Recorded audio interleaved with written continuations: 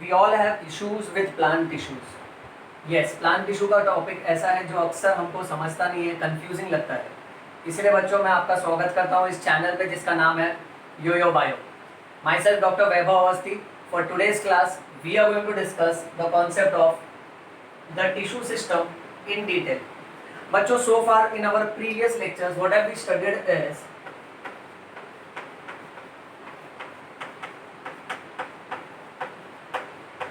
plant tissues are basically classified into two types as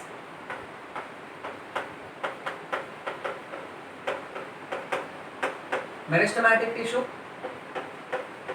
and permanent tissue, wherein permanent tissue was further classified as simple permanent tissue and complex permanent tissue. Simple permanent tissue में we had further types as parenchyma, collenchyma, sclerenchyma, and complex tissue was classified as xylem and phloem. We have already spoken about this in quite detail in our previous video lectures. Okay, अगर आप इस channel पर नए हैं तो आप वो previous lecture जाके देख सकते हैं बेटा। अब कहने की बात यह है कि प्लांट टिश्यू को इस स्टाइल में क्लासिफाई किया गया था, okay, depending upon the basis was kept as the cell type.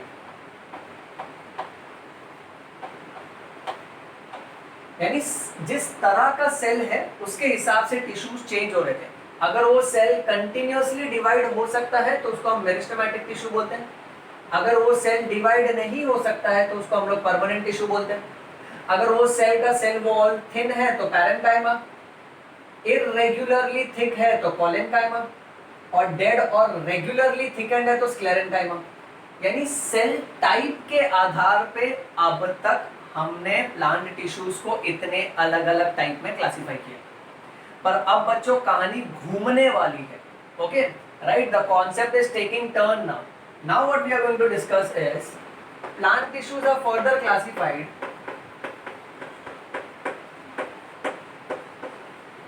not on the basis of cell type but on the basis of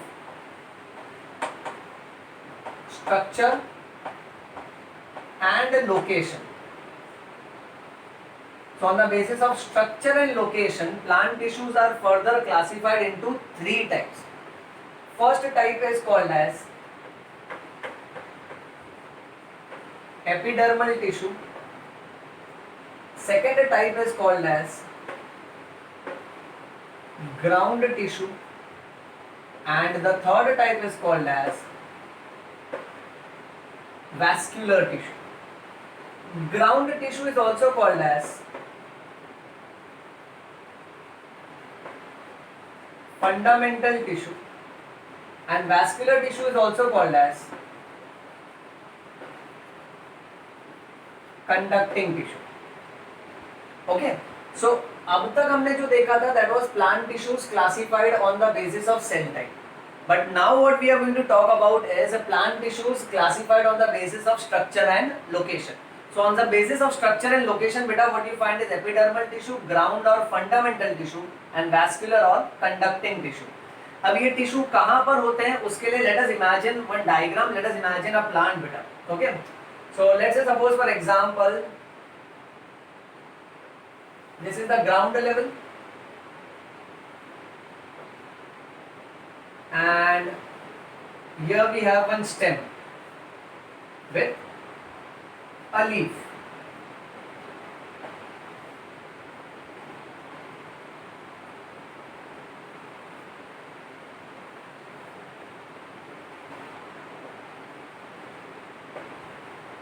And there we go with roots.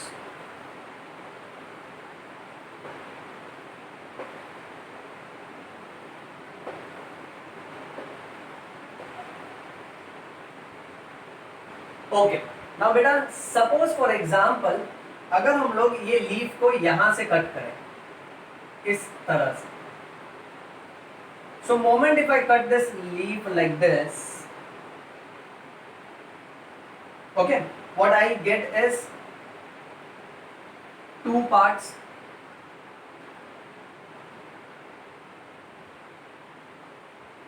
Okay, right? समझो ये leaf है.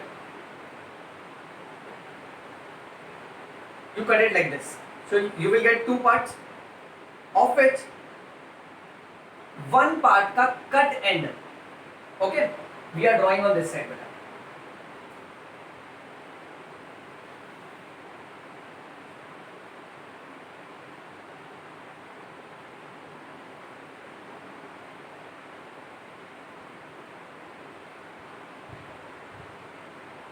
Okay, so the cut end, any one of these part का cut end we are representing over here. अब इस cut leaf में ये तीनों tissues कहां पर होते हैं वो हम लोग ट्रेस कर लेते हैं. अब इसका एक सिंपल सा शॉर्टकट रहेगा बेटा, हमेशा याद रखना एपिडर्मल टिश्यू एकदम आउटर मोस्ट लेयर होता है, वैस्कुलर टिश्यू एकदम इनर मोस्ट होता है बेटा, और ग्राउंड टिश्यू मिडल में होता है बेटा. एपिडर्मल टिश्यू को we will represent with short letter E, ground tissue को we will represent as G, and vascular tissue को विथ लेटर वी. अब इस लीफ में बाहर की तरफ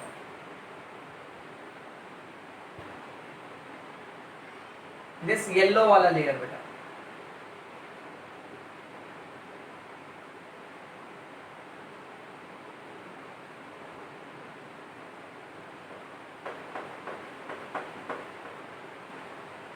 this outermost layer is nothing but epidermis, that is E.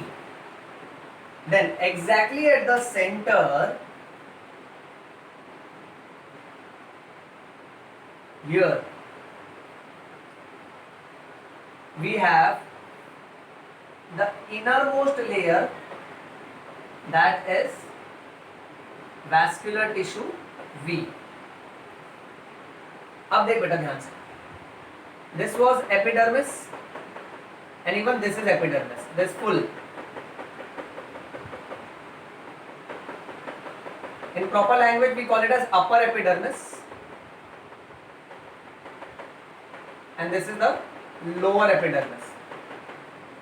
At the center what you find is vascular tissue. Now epidermis और vascular tissue के बीच में, now whatever is left over, okay, that is called as ground tissue.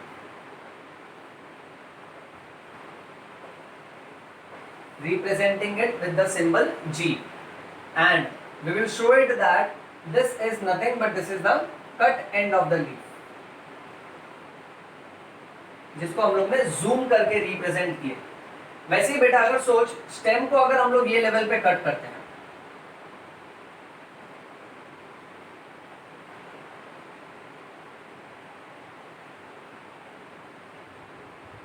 so ultimately what we have is the cut end of the stem.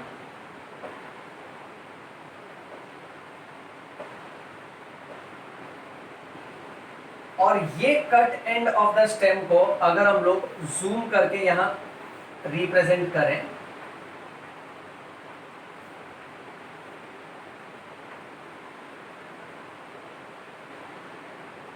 so let's see what we get. अच्छा बेटा, you understand the cut and, okay right. So अगर ये पूरा का पूरा stem है, इसको cut करो तो इसके दो पार्ट हो गए, ऊपर वाले पार्ट को हटाओ. अब ये जो कट एंड है ना पूरा सर्कल, ओके, ये सर्कल को वर्टिकल करके मैं यहाँ रिप्रेजेंट कर रहा हूँ बेटा. सो अब स्टेम में क्या देखा जाता है ना कि ये जो बाहर की तरफ है पूरा layer,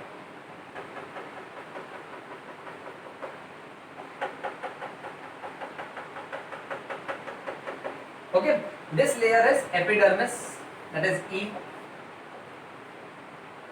Then at the center, okay, you find vascular tissue which are placed in slices like pizza ka slices.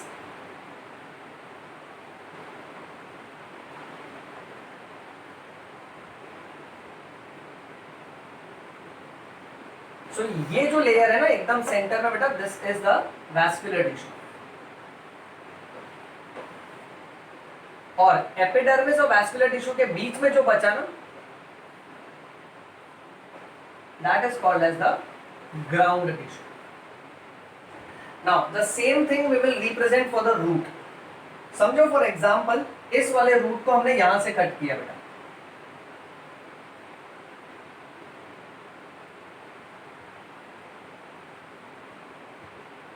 then we find these cut margins, उसमें से one of the cut margin को zoom करके we are representing it down here. So now this is the cut end of the root. चल follow the same pattern. यहाँ बाहर जितने भी cells होंगे, group of cell is called as a tissue, right?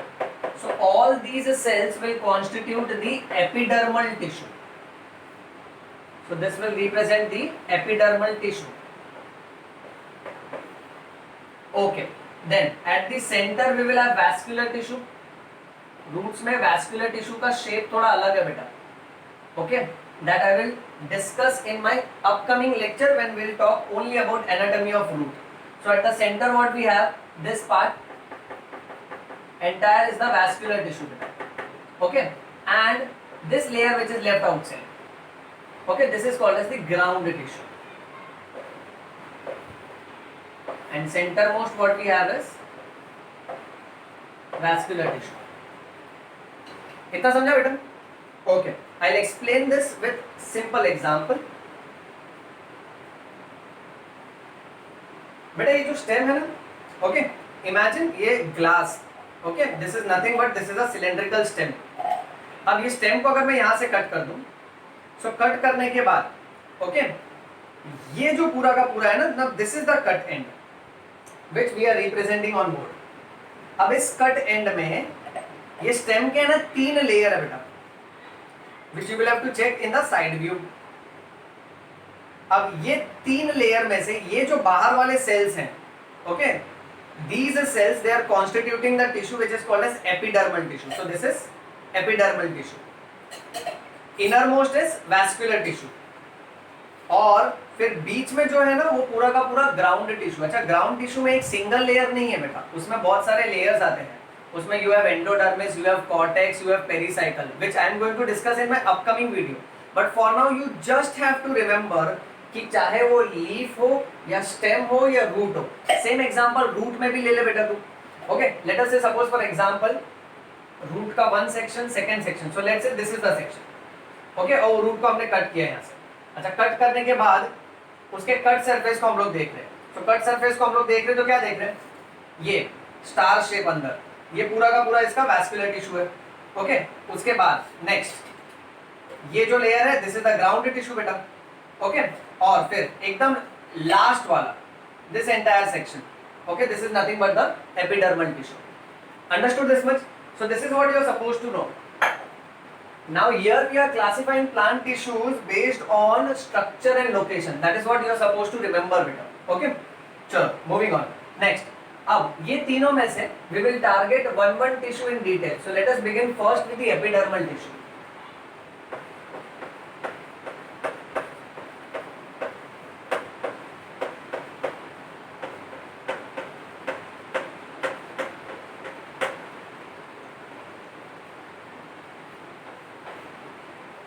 Epi means upon and dermis means skin. Okay, so जिस तरह से we have this outermost covering as a skin. Okay, वैसे ही plants के अलग अलग parts का जो outermost covering होता है ना, that is called as epidermal tissue. So epidermal tissue forms outermost covering of the whole plant body. Next, epidermal tissue is consisting of 3 different components beta. Okay, now here what you have to remember is कि as such there are 3 tissue जिसमें से हमने first tissue चालू किया है, और ये first tissue जो है ना इसके भी 3 component है. Okay, जिसमें से पहला component है epidermis, or you can also call it as epidermal cells.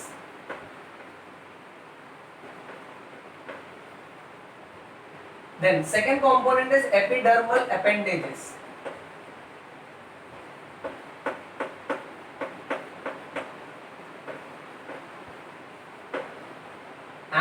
third component is stomata,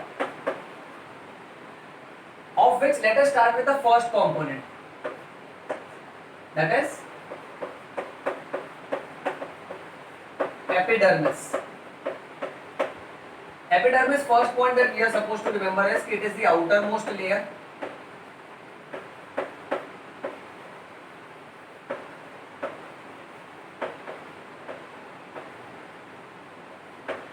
Next, remember it is consisting of elongated cells. इसमें लंबे लंबे cells होते हैं बेटा. Okay, and all of these elongated cells, they are compactly placed. So it is consisting of elongated compact cells. यानी सारे के सारे cells एक दूसरे के नजदीक होते हैं. They are very tightly placed. Okay. Next, it forms a continuous layer.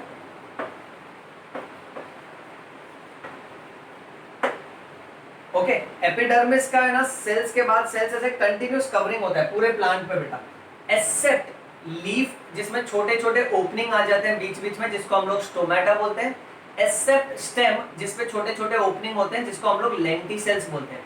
Other than that what you will find is कि एपिडर्मिस का layer is a continuous layer. Next,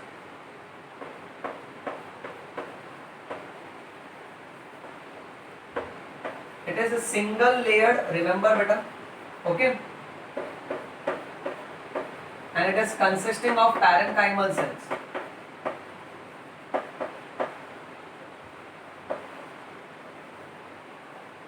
Okay, so single layer का बना है बेटा, और इसमें जो type के सेल है ना, those are parenchyma. Parenchyma we have already discussed in our previous video, where you know that the cell wall is very thin, it is made up of cellulose. Okay, moving on.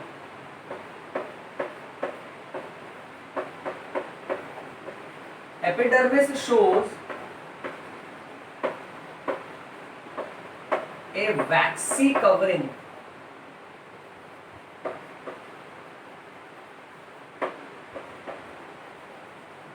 called as cuticle. Epidermis के ऊपर भी एक wax का covering होता है बेटा, जिसको cuticle बोलते हैं. ओके, अच्छा ये क्यूटिकल किस काम आता है? सो cuticle gives protection and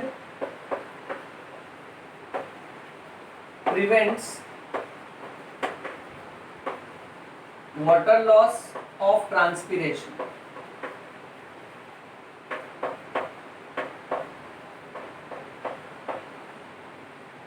So यहाँ ये याद रखना है कि एपिडर्मल लेयर जो है ना, उसके ऊपर भी एक वैक्स का कवरिंग होता है. वैक्स, मोमबत्ती जिस मटेरियल का बना होता है ना बेटा, ओके, उसको हम वैक्स बोलते हैं. सो वैसे ही वैक्स का कवरिंग होता है, जिसको क्यूटिकल कहा जाता है. क्यूटिकल लेयर जो है ना, वो इतना आसानी से प्लांट में से वाटर लॉस नहीं होने देता है. Okay, that process of water loss is called as transpiration. We should know that transpiration is loss of water in the form of water vapour. Okay, so plant से जो पानी का लॉस होता है ना, उसको हम लोग ट्रांसपिरेशन बोलते हैं, और क्यूटिकल वाला लेयर है वो ट्रांसपिरेशन होने नहीं देता. नेक्स्ट,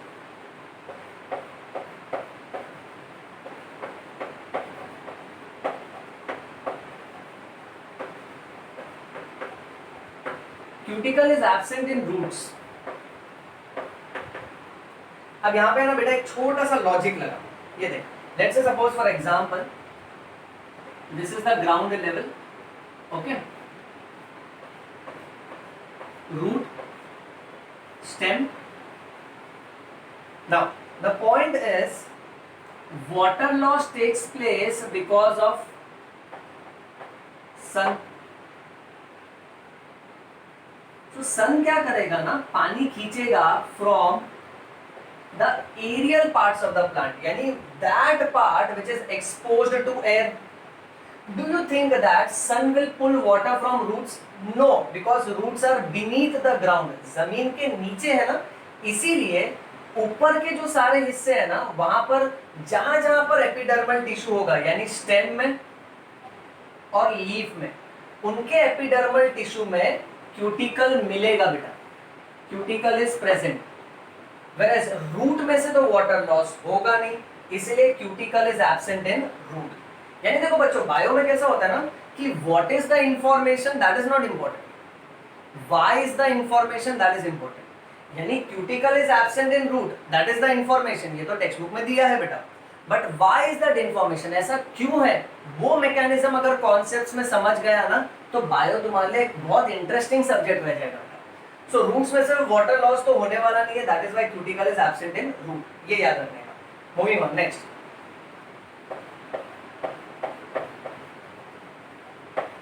रूट में जो एपिडर्मिस के सेल होते हैं ना उसको एपिडर्मिस नहीं बोलते हैं, इसलिए रूट में उन सेल्स को खास करके हम लोग बोलेंगे एपिब्लेमा। सो रूट में outermost cells are called as epiblema, इतना तुमको याद रखना है बच्चों। चलो आगे बढ़ते हैं, now let's go to the next part बेटा। डायग्रामेटिक अंडरस्टैंडिंग के हिसाब से देखते हैं कि एपिडर्मिस होता कहां पर है। So let's say suppose for example this is the cut section of stem, एक स्टेम का कट सेक्शन है। अब इसके लिए तुम इमेजिन करो यही वाला डायग्राम, ओके राइट, ये वाला जो सर्कल है ना, ओके ये हमने यहां ड्रॉ किया बेटा। These cells which are outermost, these cells are the epidermal tissue of stem. Similarly, you compare root का cut section, यानी let's say ये वाला पोर्शन है बेटा, ओके राइट। अब इसमें भी बाहर की तरफ ये जो सेल्स है सब,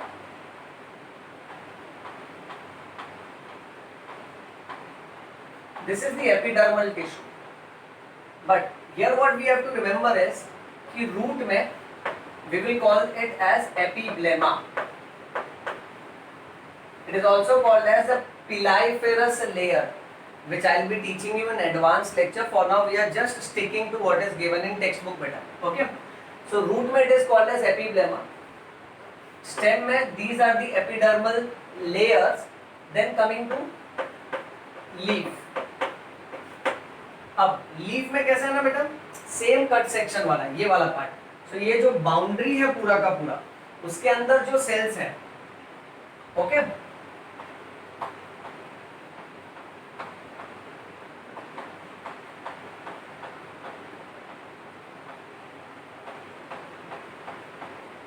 so this is the epidermis. So here in this particular diagram what we are going to discuss and what we are actually talking about is epidermis। अच्छा लीफ में अब एक बात याद रखो बेटा, this becomes the upper epidermis, this becomes the lower epidermis। इसलिए anatomy of leaf जब हम लोग पढ़ेंगे ना उसमें यूजुअली इतना ही स्लाइस ड्रॉ किया जाता है, ये मिडल वाला पोर्शन उसमें दिखाया जाता है ऐसा upper epidermis, mesophyll, lower epidermis, okay. फिर एनाटॉमी ऑफ स्टेम जब डिस्कस किया जाता है ना तो उसमें भी ना स्टेम का सिर्फ एक स्लाइस डायग्राम में ड्रॉ किया जाता है और डिस्कस किया जाता है बेटा। Let's say suppose for example this is like one slice of the pizza, ऐसा बहुत सारा स्लाइस रखिएगा तो पूरा पिज्जा बनेगा ना बेटा, ओके। तो ये वाला पूरा का पूरा सेक्शन डिटेल में डिस्कस किया जाता है। Same for the root, only one slice is discussed at a time, फिर उसमें अलग अलग लेयर दिखाए जाते हैं, okay. So that is the epidermal tissue which we are supposed to know. चलो moving on next, then what we have is epidermal appendages. So that is our title B.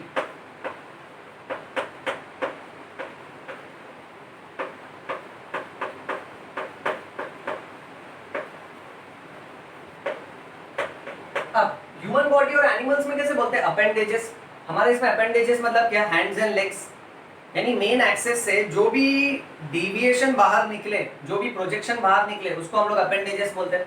जैसे birds में उनका जो wings है, okay that is an appendage, okay. वैसे यहाँ पर epidermal appendages में we have only two structure, okay. First is trichomes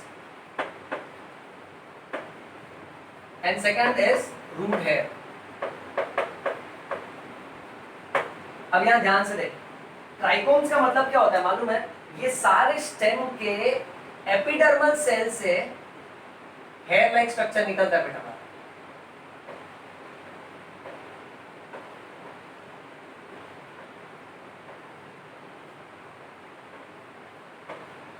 हर एक सेल से ना you will find this hair like structure coming out.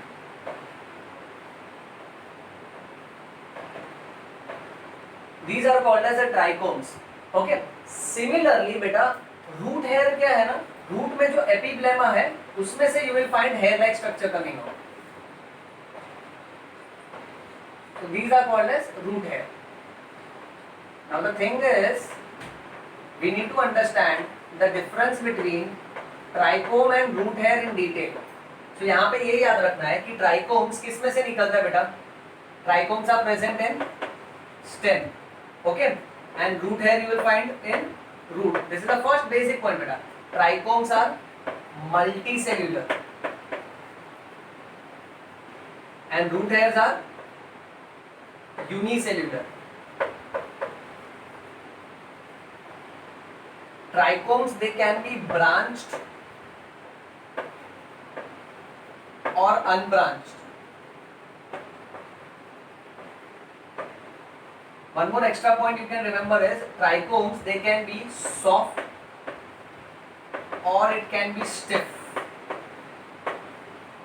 Some of the trichomes are secretory in nature, यानी उसमें से कोई ना कोई लिक्विड, कोई ना कोई गम लाइक डिस्चार्ज, गाढ़ा गाढ़ा पानी जैसा कोई ना कोई secretions निकलेगा. So trichomes are also secretory in nature. Okay, fine. चलो, moving on. Then we are coming to the third section, that is stomata.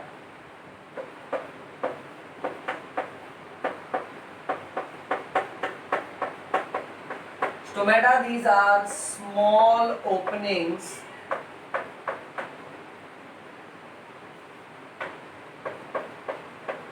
present on leaf. अब इसमें सबसे मेन बात यह है कि जो लीफ है ना बेटा, लीफ के ऊपर छोटा छोटा खड्डा है. जिस तरह से हमारे स्किन के ऊपर छोटे छोटे पोर्स हैं जिसको हम लोग स्वेट पोर्स बोलते हैं बेटा, वैसे लीफ के ऊपर भी छोटा छोटा खड्डा होता है जिसको हम लोग बोलते हैं स्टोमेटा. अब स्टोमेटा का क्या डिटेलिंग हमको पता होना चाहिए कि stomata is an opening. Okay, so let's say suppose for example if I consider this leaf. Okay, अब ये लीफ पे ना ये जो खड्डा है ये स्टोमेटा है. अब ये खड्डे को मैं यहां से उठाता हूं और इसको जूम करता हूं. कैसे करेंगे जूम? ओ मैग्नीफाई नमा जूम बूम. अब देख ये जो खड्डा है ना बीच में, ये है स्टोमेटा. स्टोमेटा के आजू बाजू में सेल्स होते हैं जिसको गार्ड सेल्स बोलते हैं. अब जो जो चीजें हम देखते जा रहे हैं बेटा उसका नेमिंग करते जा रहे हैं. तो ये सेंटर वाला जो ओपनिंग है इसको स्टोमा बोलना या इसको स्टोमेटा भी बोल सकते हैं, दोनों सेम है बेटा. फिर इसके आजू बाजू में जो सेल्स है इसको हम लोग बोलेंगे गार्ड सेल्स. गार्ड सेल्स की स्पेशलिटी ये देखो, यहां पर ये गार्ड सेल कैसा दिख रहा है बेटा? किडनी शेप दिख रहा है. Okay, so guard cells are kidney shaped in dicot plant. Sir ये कैसे याद रहेगा मेरे को? ऐसे याद रख, किडनी कितना है तेरे पास? दो ना. डाइकॉट में डाई मतलब क्या? दो. So guard cells are kidney shaped in dicot plant and they are dumbbell shaped. You know dumbbell exercise वाला बेटा. Okay, so they are dumbbell shaped in monocot plant.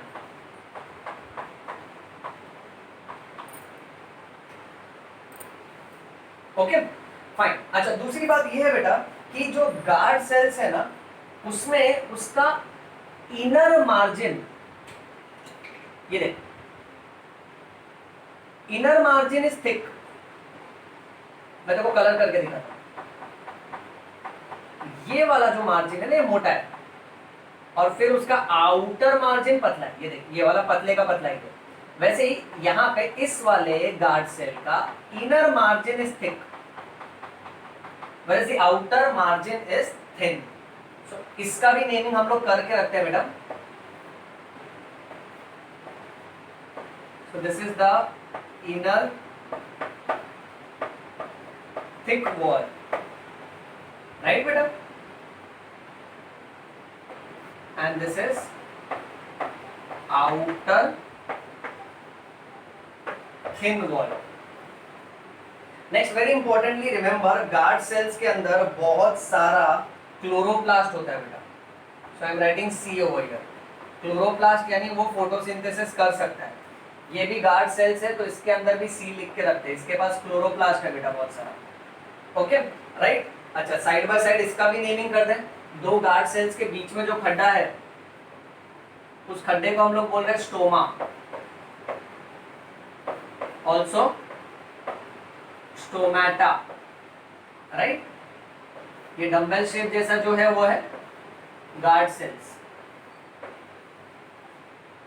Okay, अब next very important point, guard cells के भी बाहर की तरफ, okay, जो sales है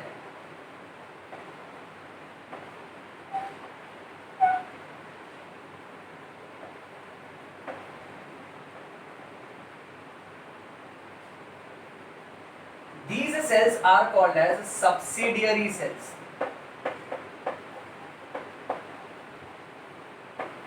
or there is another name called as accessory cells.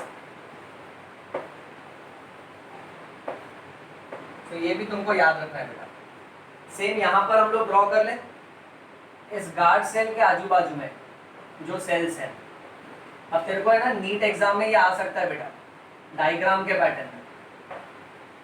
तो डायग्राम के हिसाब से क्या करने का मालूम है बेटा, जो खड्डा है ना बीच में उसका नाम स्टोमेटा, और उसके आजू बाजू में जो भी सेल दिखा उसका नाम गार्ड सेल्स, और उसके बाहर की तरफ जो भी सेल्स दिखेगा उसको बोलने का सब्सिडियरी सेल्स और accessory cells. Let us name it over here.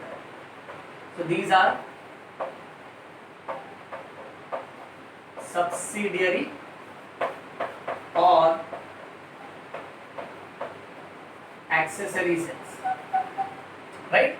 Okay, stomata का detailing we will write it in a while. Okay, for now बच्चों I request you to take screenshot of this. इसका screenshot ले लो अच्छे से। Okay, फिर हम लोग आगे बढ़ेंगे।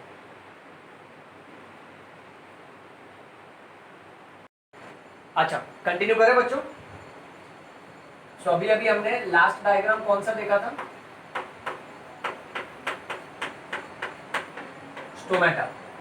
स्टोमेटा में हम लोग ने क्या सीखा था बेटा, stomata these are minute openings which are present on the leaf surface. Leaf पे छोटा छोटा खड्डा होता है, कैसा, छोटा छोटा। Okay, these minute opening, small small openings are called as stomata. Stomata का काम क्या है, stomata helps to regulate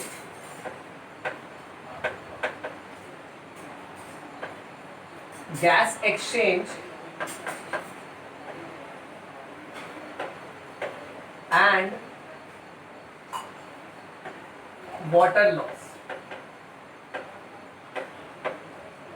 during the process of transpiration. Okay, तो स्टोमेटा क्या करता है ना, प्लांट को गैस एक्सचेंज करने में हेल्प करता है। अब प्लांट्स का कैसा है, हम सब ये बात तो जानते हैं अच्छे से कि प्लांट्स इस धरती पर लोगों की, बाकी के प्राणियों की भलाई कर रहा है। कैसे भलाई कर रहा है, थ्रू फोटोसिंथेसिस।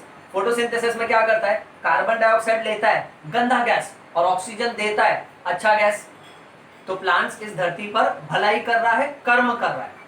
हम इंसान क्या कर रहा है, हम कांड कर रहा है, इसी पेड़ को काटता है, गलत बात है। ओके, सो प्लांट्स जब ये गैस एक्सचेंज करते हैं ना, कार्बन डाइऑक्साइड लेते हैं और ऑक्सीजन देते हैं बेटा, ओके राइट। सो ये लेन देन स्टोमेटा के थ्रू होता है। सो स्टोमेटा ये जो छोटा छोटा होल है ना, उसी के थ्रू गैस एक्सचेंज होता है। और इस दौरान कैसा है ना, sun, Suryadev, right, okay, so ये सन इनमें से पानी खींच लेता है, and this water loss is called as transpiration. अब क्योंकि stomata is an opening, leaf के ऊपर का ओपनिंग, ये एक स्टोमेटा निकाल। अब ये ओपनिंग, ये स्टोमेटा बंद भी हो सकता है और खुल भी सकता है, क्योंकि स्टोमेटा के आजू बाजू में गार्ड सेल्स है। गार्ड सेल्स कैसा है ना, दे स्वेल एंड दे श्रिंक। सो जिस हिसाब से गार्ड सेल्स फूलते हैं और मुरझा जाते हैं, उसके अनुसार stomata can close and it can open. तो जब बहुत ज्यादा वाटर लॉस होता है ना, तो स्टोमेटा क्लोज हो जाता है बेटा। So वही we are mentioning, it helps to regulate the gas exchange and water loss during the process of transpiration. Next, now what we are going to cover up is the difference between monocot leaf and dicot leaf. Now for monocot and dicot leaf, first thing that we are supposed to know is monocot leaf is also called as isobilateral leaf. and dicot leaf is also called as a dorsiventral leaf. beta iso bilateral, iso means same, bi means two and lateral means sides. so monocot leaf में है ना दोनों भी sides, upper side and lower side, दोनों भी side same होता है और दोनों भी साइड इक्वली ग्रीन कलर का होता है. Such a type of leaf is called as isobilateral leaf. ये लीफ का अपर सरफेस और नीचे का सरफेस, लोअर सरफेस अगर देखोगे ना तो सेम दिखता है बेटा. Dicot leaf is डॉर्सीवेंट्रल.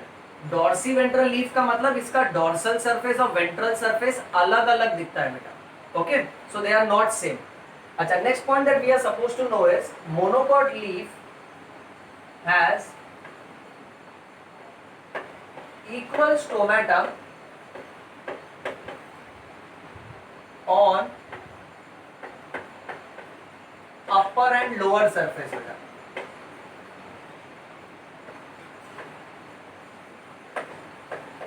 Whereas for a dicot leaf you are supposed to know it has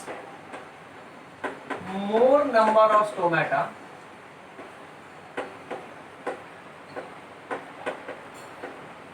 on the lower surface. तो इसको याद रखो. ओके, कैसे याद रखोगे? मोनो यानी एक, तो उसी से टेक्निक बना. आइसो बाइलैटरल यानी एक, यानी दोनों भी सरफेस एक जैसा है, एक जैसा सरफेस वाला लीफ एक मोनोकॉट. तो ऐसे टेक्निक बना ले बेटा. और क्योंकि दोनों भी सरफेस सेम है इसलिए इक्वल नंबर ऑफ स्टोमेटा, जितना खड्डा ऊपर है उतना ही खड्डा नीचे मिलेगा बेटा. So it shows equal number of stomata on the upper surface and lower surface. Here dicot leaf में you will find more number of stomata on the lower surface. That is very important बेटा. Next, monocot leaf में guard cells are dumbbell shaped and dicot leaf में guard cells are kidney shaped.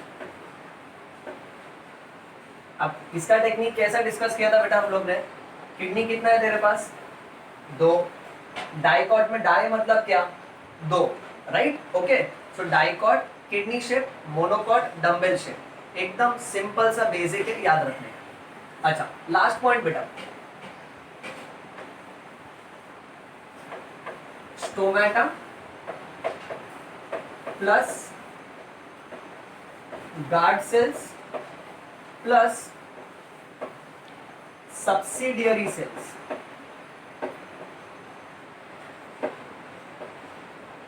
Right? तुमने देखा था diagram में, अभी अभी हमने डिस्कस किया था बेटा, स्टोमेटा के बाजू में गार्ड सेल्स है और उसके बाजू में सब्सिडियरी सेल्स है. Subsidiary cells are also called as accessory cells.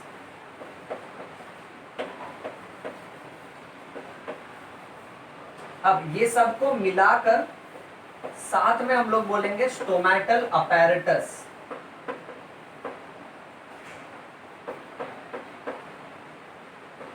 अब ये तुमको नीट में ओके एंट्रेंस एग्जाम में पूछ सकते हैं. स्टोमेटल अपैरेटस में कौन से कंपोनेंट्स को साथ में कंसीडर किया जाता है? सो स्टोमेटल अपैरेटस में you will find the stomata plus आजू बाजू का गार्ड सेल्स प्लस आजू बाजू का सब्सिडियरी सेल्स, सब साथ में मिला के उसको बोलने का स्टोमेटल अपैरेटस. सो वेल बच्चों, दैट्स ऑल अबाउट स्टोमेटा. आगे बढ़ते हैं. Now our next tissue is ground tissue. Ground tissue का डेफिनेशन ये कहता है, it includes all tissues except epidermis and vascular tissue.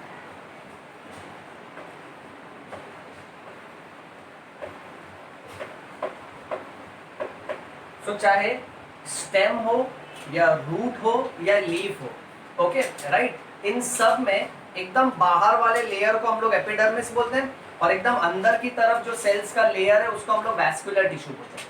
सो एकदम बाहर वाला लेयर और एकदम अंदर वाला लेयर, इसको छोड़ के बीच में जितने भी लेयर है ना उसको बोलने का ground tissue. Next, ground tissue में कौन से सेल के लेयर आते हैं बेटा? So it includes cortex,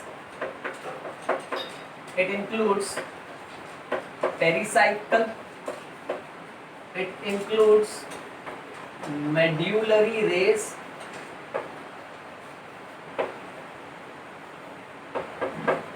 it includes pith.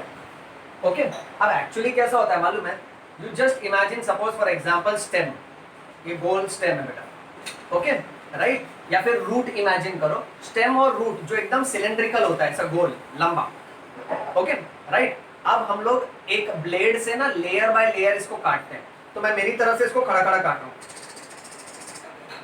ये ब्लेड बाजू में रखा, तो ये इसका बाहर वाला लेयर, एक आलू से उसका छिलका कैसे छीलते हैं बेटा, वैसे इसका बाहर वाला लेयर निकाल दिया मैंने, तो ये एपिडर्मिस हो गया, राइट, ओके। फिर नेक्स्ट लेयर में काटूं, तो नेक्स्ट लेयर जो निकल रहा है ना पूरा का पूरा, ओके, दैट इज कॉर्टेक्स। फिर उसके बाद पेरिसाइकल, ओके। सो एक के अंदर एक बहुत सारे लेयर होते हैं बेटा, तो ये सब अलग अलग लेयर्स के नाम हैं जो मैं आने वाले लेक्चर में सिर्फ और सिर्फ इन लेयर्स पर ही फोकस करूंगा बेटा। इतना याद रखना, ये सारे लेयर्स ग्राउंड टिश्यू का हिस्सा है because these are middle layers, okay बेटा। नेक्स्ट, लीफ के मिडल सेक्शन में ये सारे लेयर नहीं होते हैं, तो लीफ में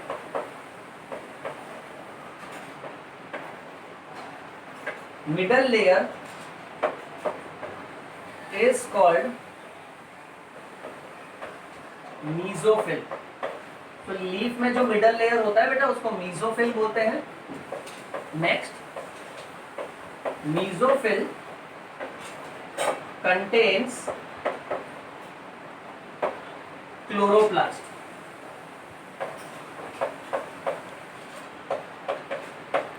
एंड लास्ट पॉइंट,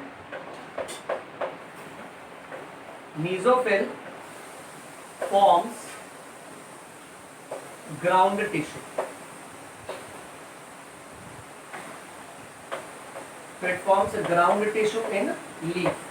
तो अगर ये एमसीक्यू में आया ना तो ये याद रखना कि लीफ में ग्राउंड टिश्यू का नाम क्या है, यानी मिडल वाला लेयर क्या है, तो वो मीजोफिल है और उसमें बहुत सारा क्लोरोप्लास्ट भरा होता है। अच्छा बेटा, आखिरी पॉइंट ये है कि ग्राउंड टिश्यू में सब तरह के सेल्स होते हैं, उसमें तुमको पैरेन्काइमा भी मिलेगा बेटा, you will find collenchyma also and you will find sclerenchyma also. collenchyma shortcut में लिखा, अब इतना तो समझ रहा है ना बेटा, राइट, ओके। collenchyma शॉर्टकट में लिखा हुआ है। वेल बेटा, so that's all about ground tissue. चलिए आगे बढ़ते हैं, अब हम लोग आ रहे हैं इस लेक्चर के लास्ट पार्ट की तरफ, दैट इज वैस्कुलर टिश्यू। अब वैस्कुलर टिश्यू में हमारे पास दो ही मेन टाइप है, that is xylem and phloem. और ये जाइलम और फ्लोएम जब झुंड में होते हैं, okay, so it forms group, और ग्रुप को बंडल्स बोलेंगे बेटा। तो such a type is called as vascular bundles. Vascular bundles के बेसिकली दो मेन टाइप बेटा, okay. The first type is called as simple vascular bundle, which is also called as radial vascular bundle, and the second type is called as complex vascular bundle. simple और radial vascular bundle में कैसा होता है ना बेटा, here xylem and phloem are present on separate radius. Xylem and phloem they are present on separate radius. ये बहुत important है। Xylem और phloem अलग अलग रेडियस पे होता है बेटा। इस तरह का वैस्कुलर बंडल तुमको कहाँ देखने मिलेगा, इसको ऐसे याद रखो, रेडियल वैस्कुलर बंडल रॉ से,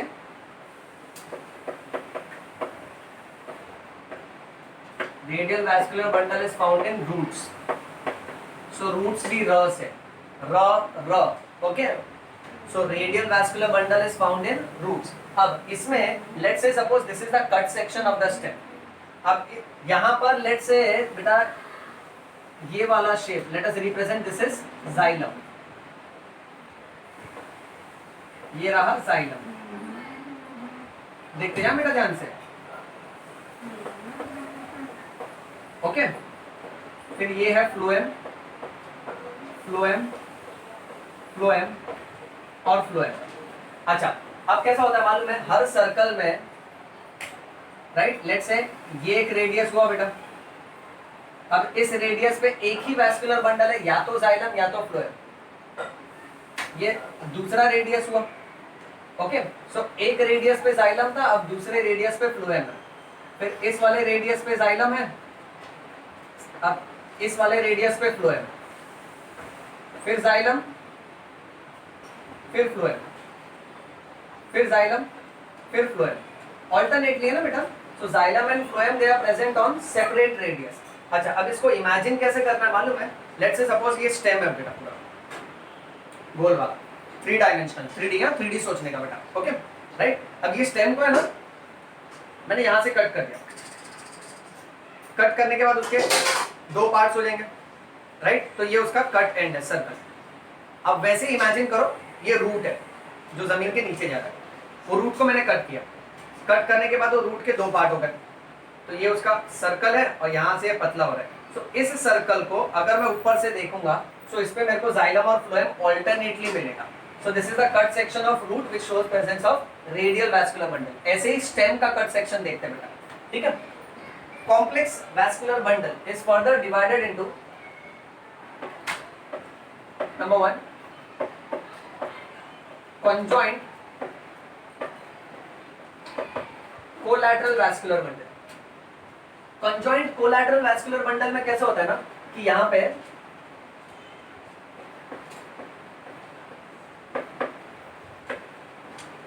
xylem and phloem are present on same radius. Xylem और फ्लोएम एक ही रेडियस पे होगा. चलो इसको ड्रॉ कर लेते बेटा.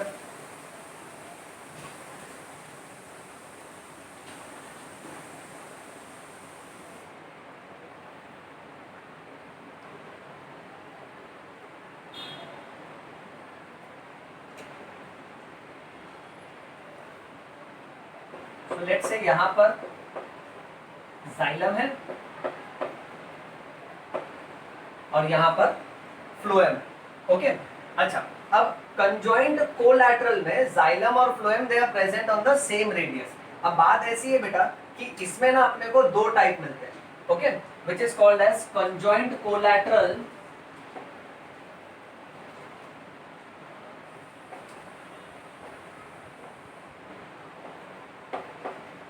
Open and conjoint collateral closed. अब इसको हम लोग शॉर्ट में ड्रॉ करेंगे. कंजॉइंट कोलैटरल ओपन और कंजॉइंट कोलैटरल क्लोज्ड.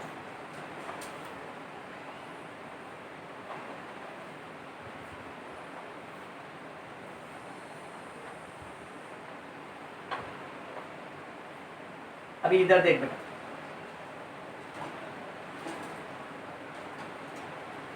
ये जाइलम, ये phloem, xylem, phloem. Okay.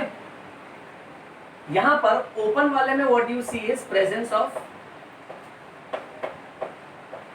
Cambium. ये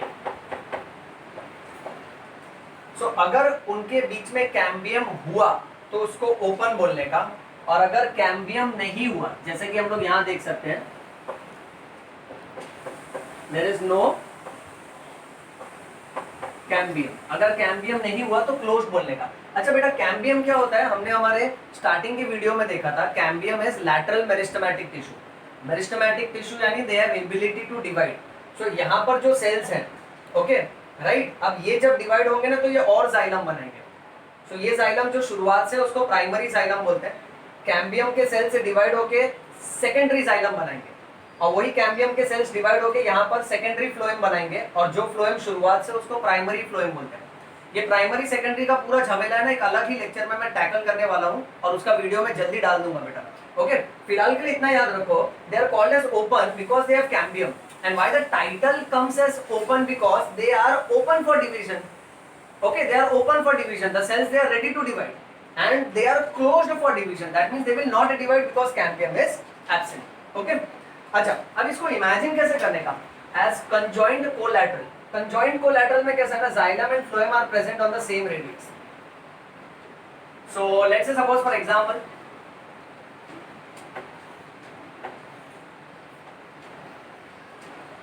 stem को ना हमने यहाँ बीच से काट दिया।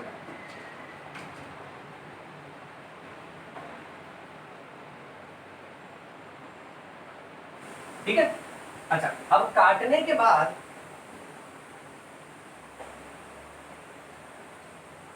ये इस स्टेम का नीचे का कट एंड है, यानी इतना पार्ट ड्रॉप है। ओके, अब ये कैसे इमेजिन करूं सर मैं? सिंपल, इधर देख, ये स्टेम का कट एंड है, स्टेम था, काट दिया उसको, ऊपर का एंड हटाओ, अब ये उसका कट एंड है, ये सर्कल।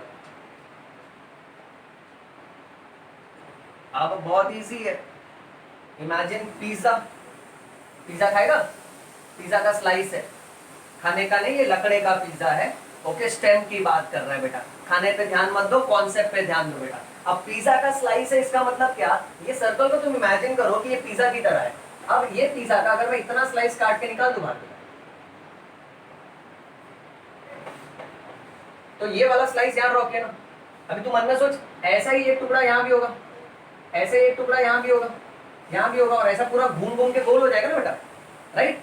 अच्छा, अब ये सर्कल जो बाहर निकाला ना, ये स्टेम का कटा हुआ हिस्सा, अब यहाँ पर सीन कैसा है कि ये पिज्जा का स्लाइस मैं लेता हूँ और सुला देता हूँ, फिर ऐसे एक स्लाइस यहाँ रखा है, यहाँ यहाँ यहाँ यहाँ यहाँ यहाँ गोल, यानी अब मैं सर्कल के सेंटर से चालू करूं तो एक रेडियस पे जाइलम भी है और उसी के पीछे फ्लोएम मेरी तरफ आ, मेरा वाला पिज्जा का स्लाइस जो है, राइट, सेंटर से रेडियस की तरफ आ, तो जाइलम और फ्लोएम दोनों है। अब मेरा वाला स्लाइस को निकालो बाहर, खाने का नहीं है, लकड़े का है। ओके, इसको खड़ा किया और इसको यहाँ डाल दिया, तो तुम क्या देख रहे हो कि इस वाले वैस्कुलर बंडल का अरेंजमेंट कैसा है कि एक ही रेडियस पे जाइलम फ्लोएम है, they are arranged on the same radius, और क्योंकि एक ही रेडियस पे जाइलम फ्लोएम एक दूसरे से जुड़े हैं, जैसे जुड़वा बच्चे जुड़े होते हैं ना, उनको कंजॉइंट ट्विन्स बोलते हैं, वैसे इसको हम लोग कंजॉइंट कोलैटरल वैस्कुलर बंडल बोलेंगे। ये अलग अलग रेडियस पे था, इसलिए इसको रेडियल वैस्कुलर बंडल बोलते हैं बेटा।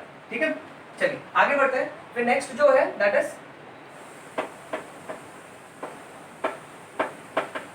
बाइकोलैटरल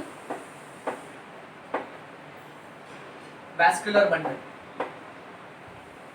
सर बाइकोलैटरल वैस्कुलर बंडल में क्या होता है? मैं नहीं बताएगा, हर बात मैं थोड़ी सिखाएगा, अब तू ऑब्जर्व करो, मुझे बता। एक बायो स्टूडेंट का क्वालिटी होना चाहिए ऑब्जर्वेशन। डॉक्टर बनने के लिए सबसे इंपॉर्टेंट है ऑब्जर्वेशन।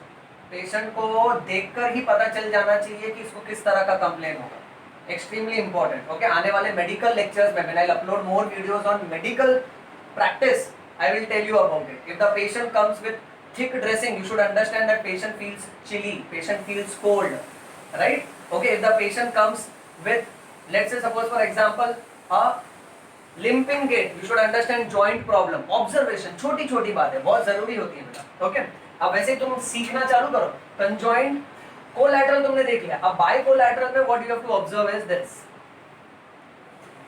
चलो बताओ बताओ बताओ क्या ऑब्जर्व कर रहे हो? अब बाइकोलैटरल में you can see phloem is present on either side of the xylem बेटा। ओके, सो इस पैटर्न को हम लोग बोलेंगे bicollateral vascular bundle, and bicollateral vascular bundle is very common in the family of Cucurbitaceae. कुकुर, sir ये तो UP की भाषा हो गई, अवस्थी सर भी यूपी से है। ओके, साधारण हिंदी जानता है, पर इधर कुकुर कुकुर करने का नहीं। Cucurbita is a plant family, plants के फैमिली का नाम है बेटा। कुकुरबिटासिए में तुमको इस तरह का पैटर्न मिलेगा, एमसीक्यू में पूछेंगे, और अगर एमसीक्यू में पूछा मेरे लेक्चर से कोई भी क्वेश्चन और अगर तूने राइट आंसर दिया तो कमेंट सेक्शन पे आके लिखने का यो यो बायो, वेरी इंपॉर्टेंट। ओके, चलो मूविंग ऑन। फिर लास्ट टाइप है वैस्कुलर बंडल का जिसको हम लोग बोलते हैं कॉन्सेंट्रिक वैस्कुलर बंडल। ये भारी इंग्लिश है सर। कॉन्सेंट्रिक का मतलब क्या होता है? कॉन्सेंट्रिक का मतलब होता है सर्कल के अंदर सर्कल। जब सर्कल के अंदर सर्कल होता है ना, ये देख, ये एक चक्री, उसके अंदर छोटा चक्री, राइट। सो इसको हम लोग क्या बोलेंगे? मेंदू वड़ा। Concentric circle. ध्यान दे, खाने पे ध्यान नहीं देने का, कॉन्सेप्ट पे ध्यान देने का। ओके, सो ये दो कॉन्सेंट्रिक सर्कल्स का पैटर्न हमने यहाँ पर रिप्रेजेंट करके रखा है। अब कॉन्सेंट्रिक वैस्कुलर बंडल में दो पैटर्न आता है बेटा। एक पैटर्न ऐसा है जहां पर फ्लोएम बीच में होता है और जाइलम आजू बाजू में होता है। ये एक्स मतलब जाइलम है बेटा।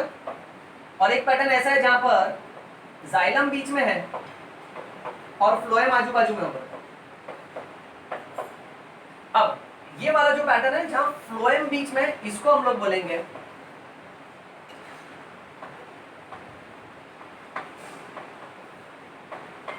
लेप्टोसेंट्रिक। और ये वाला जो पैटर्न है ना बेटा, इसको हम लोग बोलेंगे hadrocentric. Leptocentric is also called as amphivasal and this is also called as amphicrybral। Sir तुम अब बहुत भारी इंग्लिश बोल रहे हैं। अरे भारी इंग्लिश नहीं है, सुन मेरी बात, तेरे लिए आसान कर देता हूं बेटा। ओके देख सर, मैं कैसे याद रखूं कौन सा लेप्टोसेंट्रिक कौन सा हेड्रोसेंट्रिक? आसान, यहां फ्लोएम बीच में ना, तो लेप्टोसेंट्रिक और हेड्रोसेंट्रिक दोनों स्पेलिंग में पी किसके बीच में आ रहा है? लेप्टो के। सो लेप्टोसेंट्रिक, इसलिए जानबूझ के मैंने पी बड़ा लिखा है, पागल नहीं हूं। Okay right. So here I am writing P बड़ा सो दैट देखो ये याद आना चाहिए, लेप्टोसेंट्रिक में स्पेलिंग में पी बीच में आया ना, राइट, यानी पी बीच में, फ्लोएम बीच में, जाइलम आजू बाजू में। पहला ट्रिक। ओके अच्छा, दूसरा ट्रिक ये याद रख, लव, LV, प्यार। तेरी जिंदगी का एकमात्र प्यार बायोलॉजी होना चाहिए। Okay right. और जब तेरा एकमात्र प्यार बायोलॉजी हो जाएगा ना, तब मुझे तुझसे बहुत जलन होने लगी। सर ऐसा क्यों बोल रहे हो? क्योंकि बायोलॉजी मेरा एकमात्र प्यार, और जिससे मैं प्यार करता हूँ उससे तू प्यार करेगा। गलत बात है ना बेटा। ओके अब नेक्स्ट टेक्निक होगा लव, L और V, यानी लेप्टोसेंट्रिक में vessel. Okay so leptocentric is also called as amphivasal. Hadrocentric will become amphicribral. Okay दूसरा टेक्निक फिर भी बता के रखता हूँ। पता है फ्लोएम का नाम लेप्टोन था, हैबरलैंड ने नाम रखा था। मैंने मेरे वीडियो में कहा है, ये सब बेसिक है बेटा, इतना तैयारी करके रखने का, प्रीवियस वीडियो देख के आने का, डायरेक्ट वीडियो पे उड़ी मार के आने का नहीं, पहले बता दे रहे हैं। Okay because you prepare these basic videos. आने वाले लेक्चर्स में मैं तुझे एडवांस नीड सिखाऊंगा आउटसाइड एनसीईआरटी, वो तो एकदम तोड़ लेवल पे होगा। हाइड्रोसेंट्रिक, अच्छा हाइड्रोसेंट्रिक में xylem is also called as hadrome. Okay so यहाँ पे याद रखो जाइलम बीच में होगा। और ये टेक्निक अगर नहीं याद हो रहा है ना, तो रोते रहे जिंदगी में। अब तू जिंदगी में रोते रहेगा तो क्या बोलेगा? I had cried in my life ना। हैड यानी हाइड्रोसेंट्रिक और क्राई यानी cribral. So that is another technique. तेरे को जैसा जमे वैसा याद रख, या तो प्यार याद रख या तो फिर रोते रहे जिंदगी में। ओके चलो मूविंग ऑन। अब इसमें ये बात याद रखना है कि इस तरह का जो पैटर्न है ना, ये लेप्टोसेंट्रिक वाला, ये किस में देखा जाता है बेटा? ये देखा जाता है मोनोकॉट में। उसमें ना ड्रैकीना करके एक कैटेगरी है, उसमें तुमको मिलेगा, और एक युक्का करके प्लांट है बेटा, उसमें मिलेगा ये। और ये एम्फीक्रिब्रल किस में तुमको मिलेगा बेटा? ये मिलेगा तुमको टेरिडोफाइट्स में। Pteridophytes like ferns, Pteridophyta like Lycopodium and Pteridophyta like Selaginella. ठीक है, तो इतना तू याद कर लेना बेटा। चलो ये तो हो गया पूरा वैस्कुलर बंडल। अब आप लोग इसका मस्त में एक स्क्रीनशॉट ले लो बेटा। लिए? ऑल राइट बच्चों, so that's all about the tissue system. जहां हम लोग ने समरी अगर हम लोग देखें तो हमने इसमें क्या क्या पढ़ा है। इसमें हम लोग ने एपिडर्मिस पढ़ा जो एकदम बाहर वाला लेयर होता है, फिर हम लोग ने ग्राउंड टिश्यू पढ़ा जो मिडल वाला लेयर है, फिर हम लोग ने वैस्कुलर टिश्यू पढ़ा जिसमें वैस्कुलर बंडल्स आता है जो अंदर वाला लेयर है, और इसका डिटेलिंग देखा। एपिडर्मिस में हम लोग ने क्या क्या देखा था बेटा? एपिडर्मिस में एपिडर्मल लेयर है, एपिडर्मल अपेंडेजेस है जिसमें ट्राइकोम्स और रूट हेयर था बेटा, और स्टोमेटा का डिटेलिंग देखा. So that's all about the tissue system beta. I hope this video has benefited you. If it has benefited you, you do not like, do not subscribe. That is absolutely okay. Just go down to the comment section and write down yo-yo bio. So read bio, bleed bio, yo-yo bio. Thank you बच्चों.